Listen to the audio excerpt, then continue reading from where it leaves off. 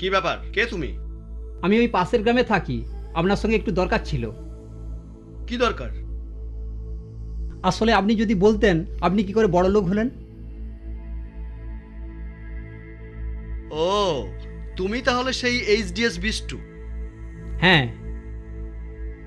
তুমি তো কোটিপতি, তোমার এখানে কিসের দরকার? না না, আমি কোটিপতি হইনি, তবে কোটিপতি হবই। তাহলে এখানে কি জন্য? এক সময় তোমার বাবা আমার ভালো বন্ধু ছিল, সততার জল খেয়ে ওই মাঠে পড়ে আছে, আর তুমি এসছো কোটিপতি হতে। ফুটো কলসিতে জল ভরা যায় না বিষ্টু। ফুটো বন্ধ করে আমি জল ভরে দেখাবই। বেরো বেরো এখান থেকে। সরি। সরি বললে যদি ক্ষমা করে দেওয়া যেত তাহলে সবাই অন্যায় করে বেড়াতো।